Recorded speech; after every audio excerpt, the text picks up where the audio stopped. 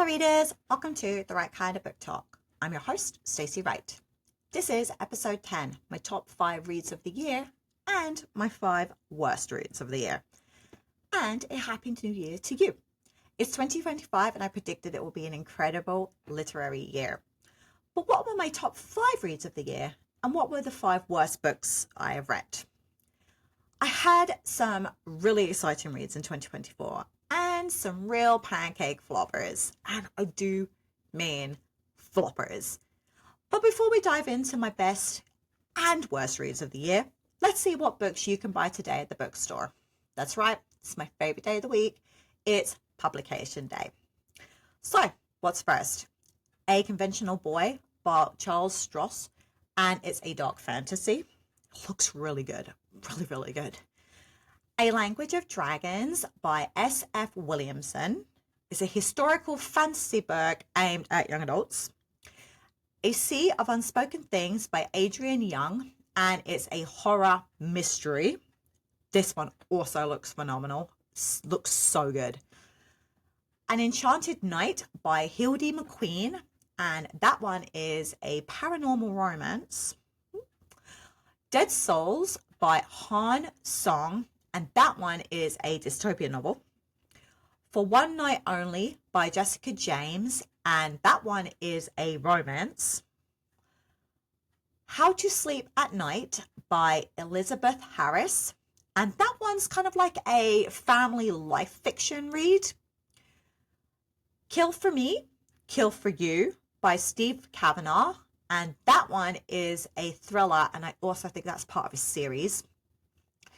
None of This Is True by Lisa Jewell, and that one is a crime thriller. The Beloved by J.R. Ward. So this one is part of a series called The Black Dagger Brotherhood, and it's like a vampire paranormal romance. Okay, look, before you come at me, all the books I picked for last year, I read the physical copies of. And some of them I read as audiobooks as well. So I did both. I'm not playing the audiobooks aren't real game either. This is an ableism-free zone, but they are actual copies of books I own. Just to note. So I had one of the best ever reading years last year. I watched a lot less TV, and I dedicated my TV watching bedtime hours to reading. I listened to audiobooks while I made bookmarks and all my book merch. I listened while I worked out, while I cleaned. I made reading a habit last year. Now, I don't plan to have that kind of year this year, but I decided to read more indie books and more obscure fiction, more underrated books, and I planned on committing to like 5 or 6 different series this year, new to me. Making reading goals is something I like to do, but I don't tend to drive myself crazy if I don't stick to them. And I also made this commitment to continue my book buying ban until I cleared my physical TBR. Okay, maybe just the one that I bought in 2018 because that's insane. Now, I do have some pre-orders, but as I ordered them in 2024, they don't count, right? Now, I found some brilliant authors in 2024, and I found some really excellent books. I also found some big dull duds. Like, I rarely DNF books. I know I'm probably a masochist, but I don't like giving up on people's work unless it's so bad it's unreadable. That doesn't mean they were good books. Like, I read a lot of 2-3-star books in 2024, and sometimes I'm just a glutton for punishment.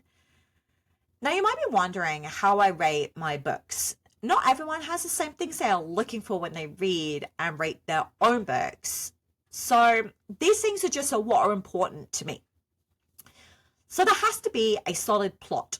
The plot is the events that make up the story. It's the pathway the author leads the characters on. Like, sometimes books don't really have one, and it's all character driven, which is fun if you like that. But I'm not a massive fan of books like that. They tend to be slow paced, and they seem to really not go anywhere. Like, I need a clear beginning, middle, and end. The books I love will have expositions, rising action, the climax, the falling action, and the resolution. Like expositions are things like flashbacks, dialogue, setting, or the character descriptions, or the point of view. Rise in action are things like the choices the characters have made, problems for characters to solve to get to the end game. The part of the story that kind of helps you connect with the characters as a reader.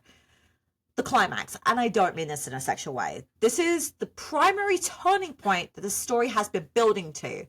Things like the victories or the defeats, the whole point is to resolve the conflict at this point. Falling action is the wrapping up of the loose ends. And the resolution is where you get the answers to any leftover questions and set up the next steps in the lives of the characters. Now, I get it. It sounds like a lot to squeeze into 350 pages, but this is what all books should have, and I need this personally. Sometimes books can pull off the colouring outside of the lines, but it's really rare for me. It has to be entertaining, it has to be fluid, and it has to have some unique qualities about it that other books don't really have. There has to be good character development. I cannot stand two-dimensional characters who are monotone because the author has gone for the world building and not a balance of both. So what are the aspects of the character development? They need to have a backstory. I need to know something about their past to be able to connect with them in the present day. Now, this is a big one for me. They need to have some flaws. Every single living person has flaws. And it adds to the realism for me. I need it. I need these people to be flawed like we all are. Goals. What does the character need? What are their wants? What are their desires? Like, what's the whole point of them? They need to have a personality, because I cannot tell you how many books I've read where the character is so bland, I can't read about them. I just don't care. Now, having a world view is good, but it's not a deal breaker for me. Like, if it's not something that's really included, okay, fine. Now, if it is, that will make for a top-notch book. Physical traits. Like, I need to know if Jack is 6 foot with tattoos. Like, it helps to visualize what this person looks like. Morals is another one that some people need. It's not really a deal breaker for me. Like, it's not going to really do much for me. If the character goes through a character arc, you can pretty much guarantee I'm going to give the book a 4 or 5 star.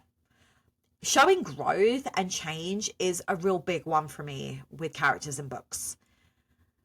I know a lot of people love the unreliable narrators. I'm really not much of a fan of that unless I'm really in the mood for it, because I am the epitome of a mood reader. And the one thing I really love is epilogues. I love seeing where the characters have ended up and how their lives are in the future. Like, it's necessary. I don't necessarily need a happily ever after, but I need to know that they hope for a better future and are actively seeking it. I need a well-paced book.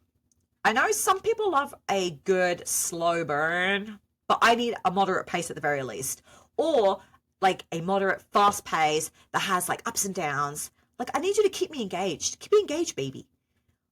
Now, I do like world building, but there has to be balance. Like, I don't need 20 pages describing the inside of a bookstore if I don't know the person working there, Jane, has brown hair and a nose ring. Like, I don't need that. That's not balance. I need the characters to meld well together too. Like, sometimes this is hard for authors because alone the characters are great, but together their dialogue, it's just, I don't know, cringy, I guess. Cringe. So these are the things I need. So which books hit the mark for me in 2024? Okay, so the first book is Somewhere Beyond the Sea by T.J. Klune, and it's a fantasy novel. So if you don't already know, this is book 2 in the Carillion Chronicles. Book 1 was The House of the Carillion Sea. So the series follows Arthur Panassus, who runs a magical home for orphan children and their children with magical powers. In the first book, we see Linus Baker, who works for the department in charge of magical children, and he's there to observe the orphanage. Book two, the one I'm talking about, Linus has left the department and now lives with Arthur and the children. Arthur and Linus have a beautiful relationship, and as far as they are concerned, those children aren't orphans, that's their family.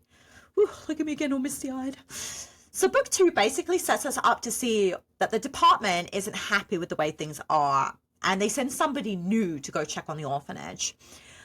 While this is happening, a new child arrives on the island, and all the other children react to the arrival of David. Makes me melt inside. Like, David is a Yeti.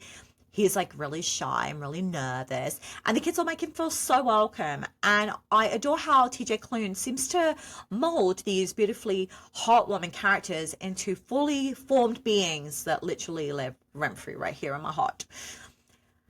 It was really hard to pick a favorite character because they were all so great. I love Lucy, and that's actually short for Lucifer because he's the son of the devil. He's so adorable, and the author leads us on a discovery of nature versus nurture, and I really, really adored that. Now, another character I really enjoyed was Chauncey. He's like this weird squid, octopusy kind of hybrid creature who looks slimy, but he really isn't. And his biggest aspirations are to be the best bellhop ever, and I love him. I love him. I read the book and I listened to the audio, and the narrator was really amazing at bringing the characters even more defined into like my little brain. Like, the world building was so amazing. The descriptions of the island and all the magic that happens there, it was perfect. It did a lot of building in book one, and book two didn't disappoint. Developing all the original characters was done with some real skill, and the introduction of the new characters was done so beautifully.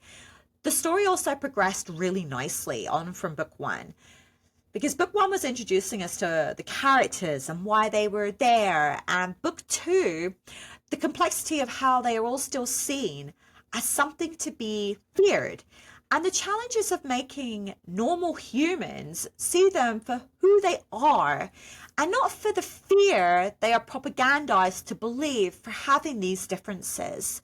Like, love is love. It was really the most heartwarming book, and it set up the themes for the next installment quite well too, in my opinion. It was well written, it was well executed, and it lives rent-free in my head now. Like, just all the time swimming around up there.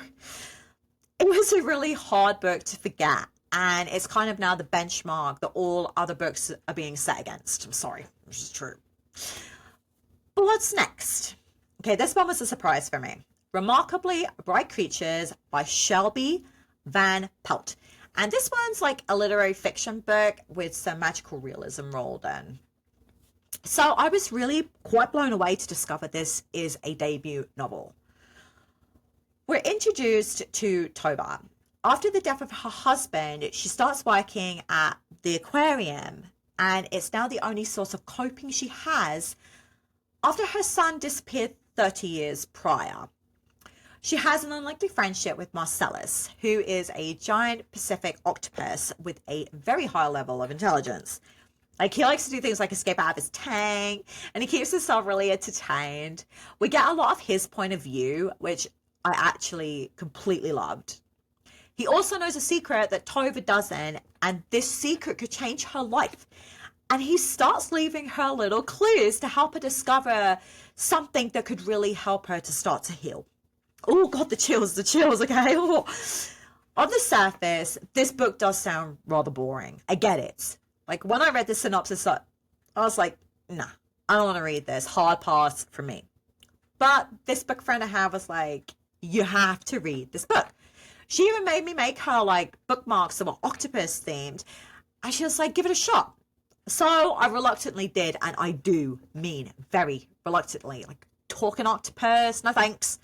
But it's really just his point of view. You don't hear him talking to people. So the pacing of this book is a tad slower than I usually like, but it really didn't matter. I felt like I was walking around the aquarium. I felt fully invested in the lives of all the characters, and I kind of found that now I have a fondness for octopi. I love the found family trope. It also has a journaling trope in there through Marcellus, intertwined characters, small town, lonely wife, and failure to launch. The book is loaded with friendship, the importance of community, which was a really big one for me. Like, I could feel it. It also covers things like loneliness and grief. And it doesn't hurt that there's this really cool mystery in there too. It was heartwarming, well written, and some really funny parts thanks to Marcellus. It really was the perfect all-round read. The book has so much depth and is truly an authentic and original read. Seriously, like, I still can't believe it. The book blew me away. I don't think I've ever felt so bereft that a book was over before either. Like, I had to grieve a little bit, knowing that my journey with Marcellus was over. Seriously, if you haven't read it yet, do. It's going to touch you in places that you didn't know existed. But what else did I enjoy?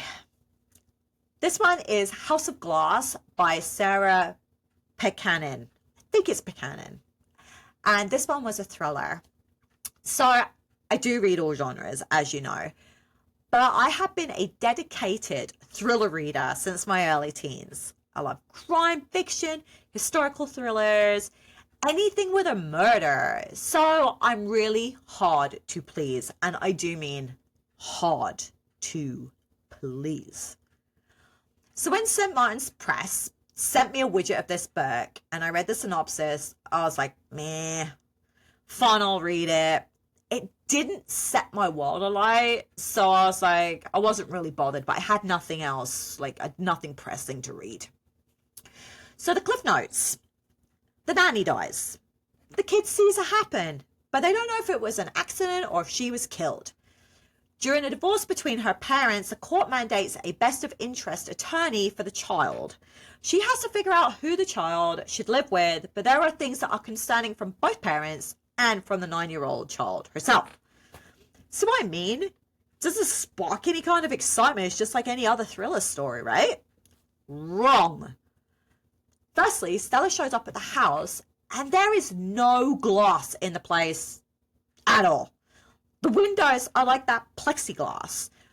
The drinkware, plastic, no mirrors. That's really weird, right? Like nothing breakable. Why? Now, that was the first question I had. All the adults in the house are weird. Like, they give off super sketch vibes, but at the same time, they seem normal. Like, it was really bloody off-putting because I felt like it was a safe place to step. And nope. Like, the whole book gave me the creeps, like the damn creeps. The hairs on the back of my neck crept up and they never went down. It felt like turning my back on any of these well-written characters would result in my demise.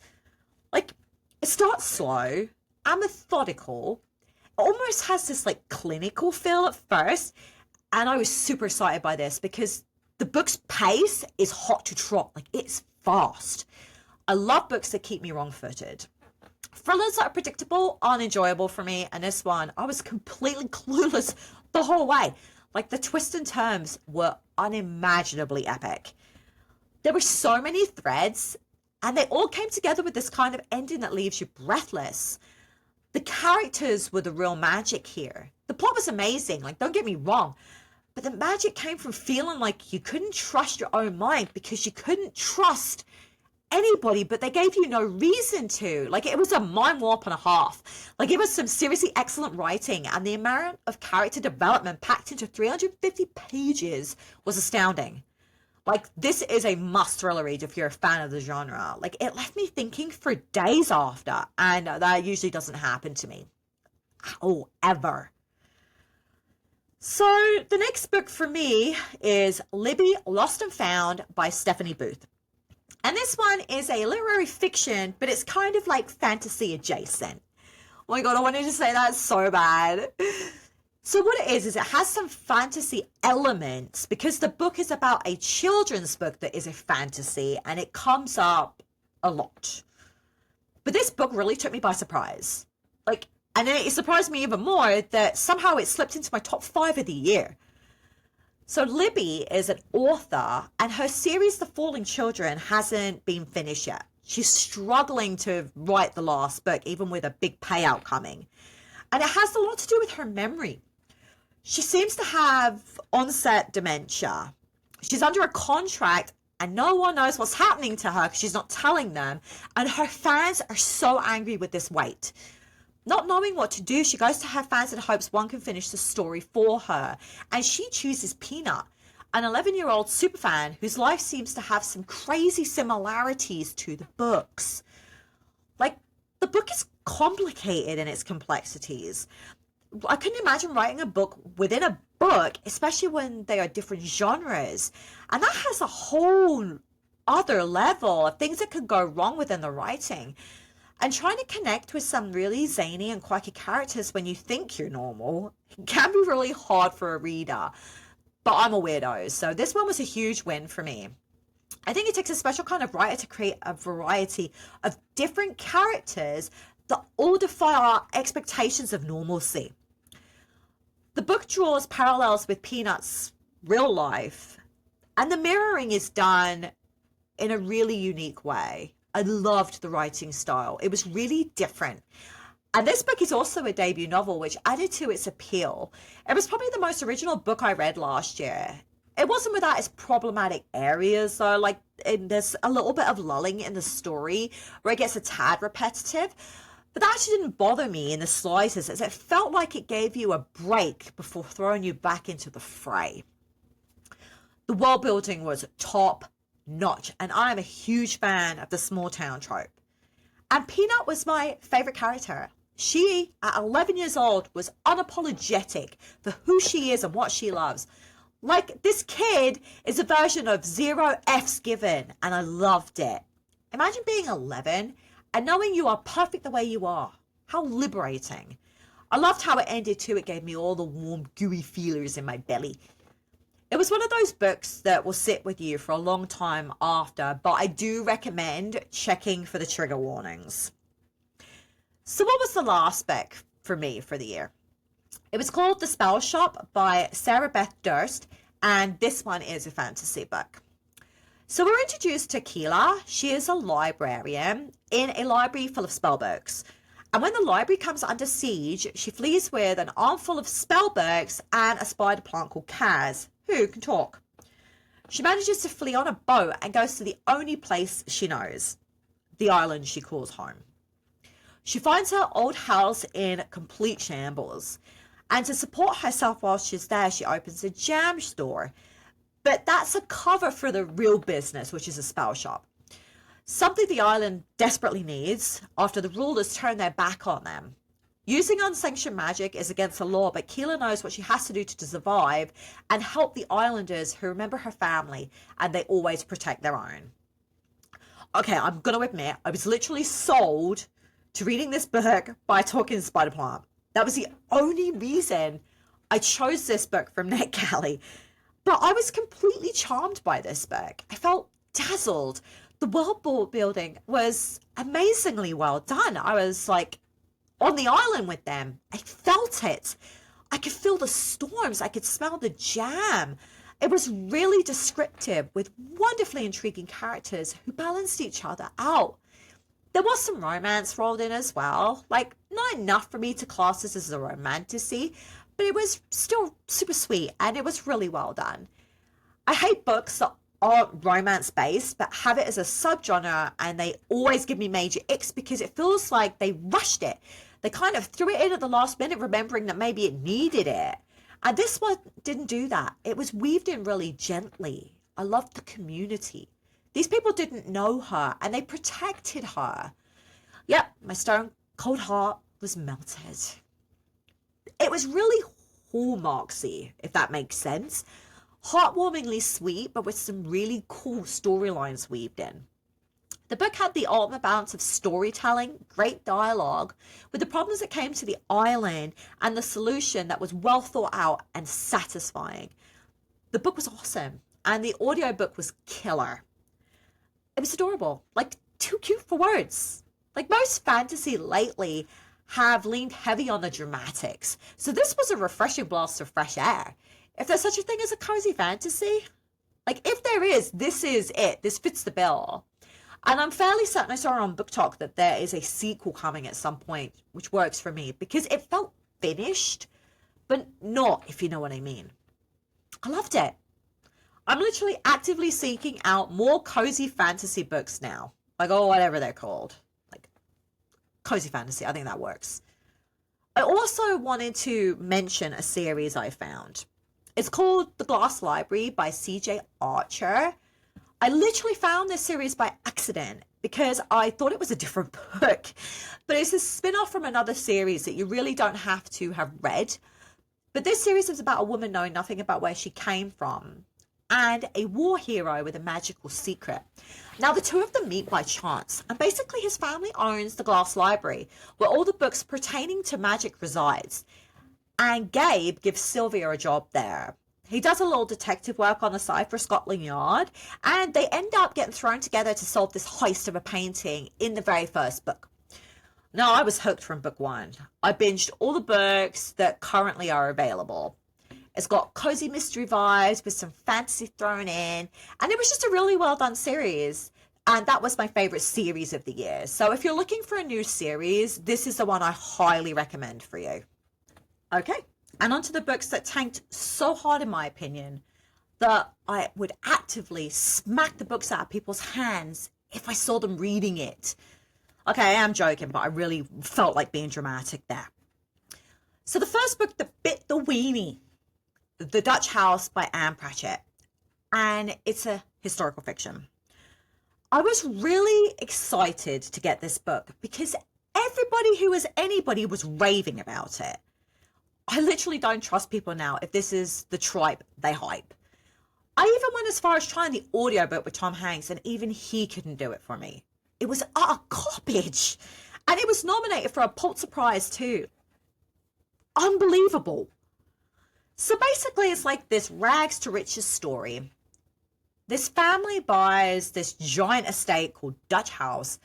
So Danny and Maeve are exiled from the house by their stepmother, and they have to rely on each other as they are both now broke. The two of them were so annoying. I was so glad they were thrown out. And they literally can't seem to get over what they lost. Like, even spanning the 5 decades that the book spans. Like, I cringed so hard. They made these really great lives for themselves too, but they still weren't content. They were only happy when they were together. Like, what? It wasn't even the writing, because Anne Pratchett is an excellent master of her craft. But this book had nothing redeemable in it. The characters were... The story was bland, and I do mean bland. I found nothing about it I enjoyed, except that I was glad it was over. But that's hours I'll never get back. So what book came next? Gone Girl by Gillian Flynn. And this one is a thriller. To start with, I have read books by this author, and I enjoyed the heck out of them. But this one was so painful. I think childbirth hurts less. I rarely give 1 star. I think in my whole reading career, I've given less than 5 books 1 star. This book gets none. None. My hatred of this book is well known. I own 4 copies of it too, and I don't even know how that happened. Like, paying for 1 copy was bad enough, but 4? And I think I must have got them in bundles when I bought other book bundles, and my friend JC dubbed a copy of hers off on me as a joke, and I even left a copy in the rain outside, and I still didn't take the hint that I needed to give it a miss. So Nick's wife disappears, and everyone thinks he had something to do with it. It's all about the media circus and the lead up to the disappearance. Like, these people are so unredeemable. I couldn't have cared less what happened to Amy, and had Nick gone to jail for it without proof, well deserved. A lot of the things happened made me want to punch things. It's like the author was deliberately trying to vex me. It felt personal. It was full of passive-aggressive, narcissistic sociopaths. And honestly, I would have given it 2 stars had they just given each other a gun and let them have at it. And don't even get me started on the sex stuff. Like, I don't think I've ever wanted to bleach my eyes so badly in my life. And I will die on this hill. I will die on it. It is the worst book in the history of books. You think that a book that is supposed to be twisty and dark would be right in my wheelhouse? This book was none of those things. It was trash. Complete trash. And the next one didn't fare much better against me either. And that one was The Silent Patient by Alex Michaelides. And it's a thriller as well. And I know I said I'm a hard critic on my favorite genre, but that's not what happened here. I wanted to desperately love this book. I literally paid full price for it, and I never do that. This is a book that broke my trust in other reviewers too. So Alicia murders her husband and then stops speaking. And Theo is a psychiatrist trying to get her to open up. He's trying to find out why she killed him. That's about as exciting as it gets. This is not a psychological thriller, okay?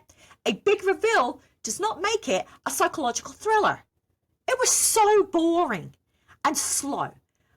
A snail moving backwards got to the point quicker than this novel ever could. I've never been this bored in my life, and it took me ages to finish it. And it put me to sleep 3 times. 3 times. Everyone was like, ooh, you'll never see the ending coming. Please, I had it all figured out by chapter 4.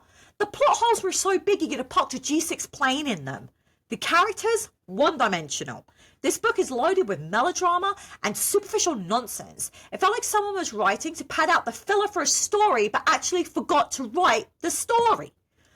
And people love this book. I now look at the people who gave it 5 stars, see what books they gave 1 star, and ta-da, that's now my TBR. Next, we have Not in Love by Ali Hazelwood. And this one was listed as a contemporary romance. It was basically cringy smut. And not even the dark romance kind where you feel dirty but invigorated after. I couldn't believe what I was reading. I felt deep shame that someone paid money to read this book. Not me. I got an art copy of this one. But someone out there did.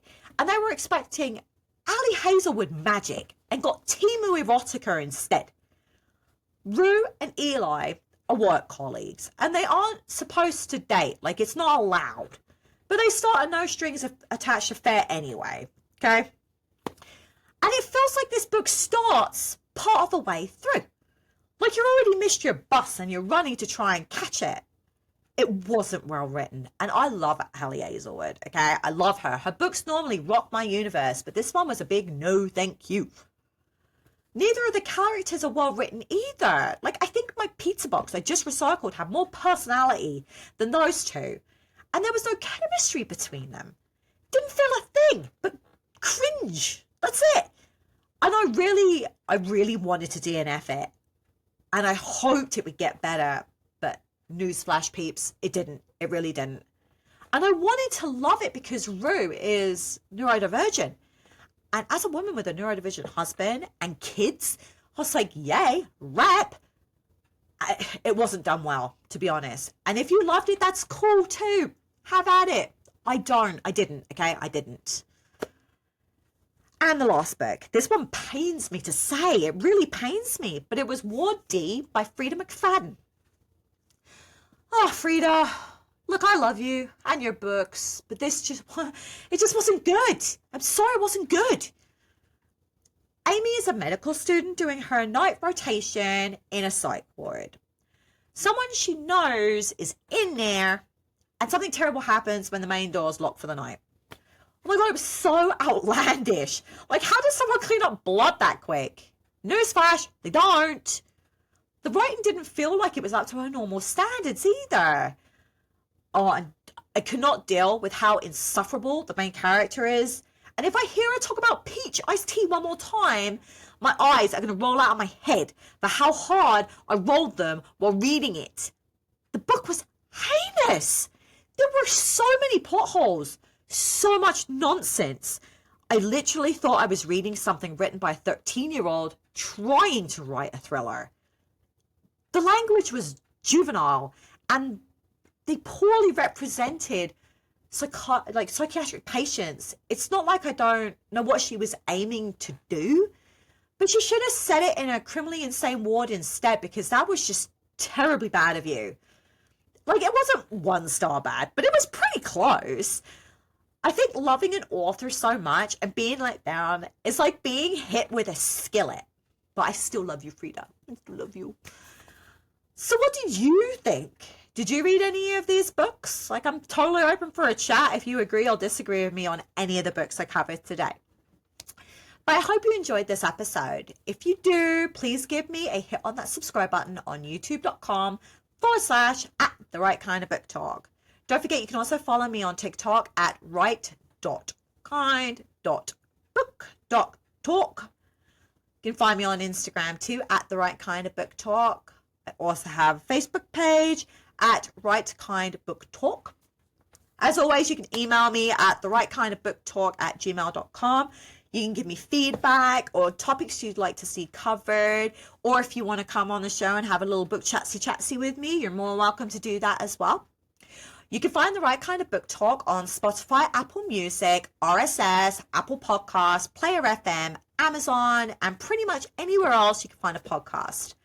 Give me a follow on any of these and be in a chance to win bookish prizes. Send a friend to my YouTube and they subscribe, you double your chances of winning. Can't say fairer than that, and I've got some excellent prizes ready to go. Have the reading day you deserve, and I will see you next week. This is Stacey Wright signing off from The Right Kind of Book Talk. Take care, readers.